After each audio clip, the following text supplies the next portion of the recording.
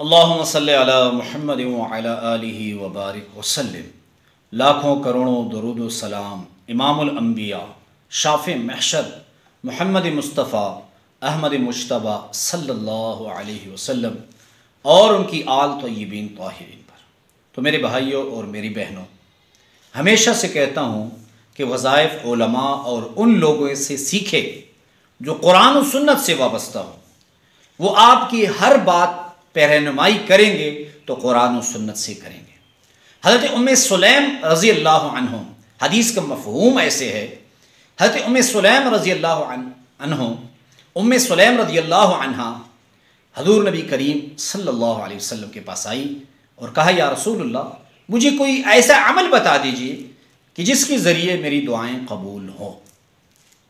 हज़ूर नबी करीम सल्लल्लाहु अलैहि वसल्लम ने फरमाया, उम्मे सुलैम, मैं तुम्हें एक ऐसा अमल बताने जा रहा हूँ, अगर तुम उस अमल को करोगे और उसके बाद दुआ करोगे तो अल्लाह रब्बुल इज़्ज़त खुद जवाब देंगे कि मैंने इस अमल के बदले तुम्हारी हाजत पूरी कर दी, मैंने तुम्हारा काम पूरा कर दिया। तो आपने ऐसे करना है। इंतहाई आसान अमल है। कोई कुरान पढ़ा हुआ है वो भी इसे कर सकता है, कुरान नहीं पढ़ा हुआ वो भी इसे कर सकता है।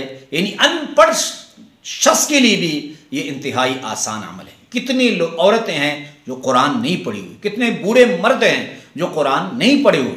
ये इंतहाई आसान अमल है।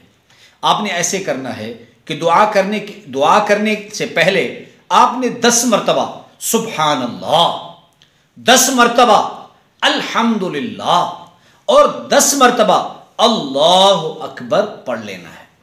और जब ये तीनों अस्कार आपने 10 मरतबा पढ़ ली, उसके बाद आपने अपने मकसद के हल के लिए एक ही मकसद जहन में रखें और बार बार उसी के लिए दुआ करें, तो अल्लाह रब्बुल इज़्ज़त की तरफ से जवाब आएगा कि मेरे बंदे, मैंने तुम्हारा काम कर दिया, मेरे बंदे, मैंने तुम्हारी हाजत पूरी कर दी, मेरे बंदे, मैंने तुम्हारा मसला हल करा दिया।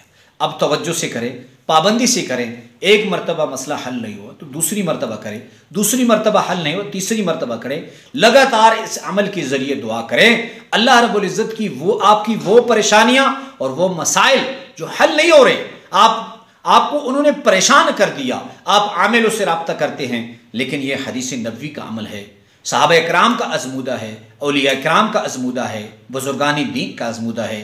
आप इसके ज़रिए दुआ करें, अल्लाह रब्बुल इज़्ज़त आपकी तमाम परेशानियां अपने फ़ज़ल और करम और आक़ा नबी करीम सल्लल्लाहु अलैहि वसल्लम के सदक़े दूर फरमा देंगे।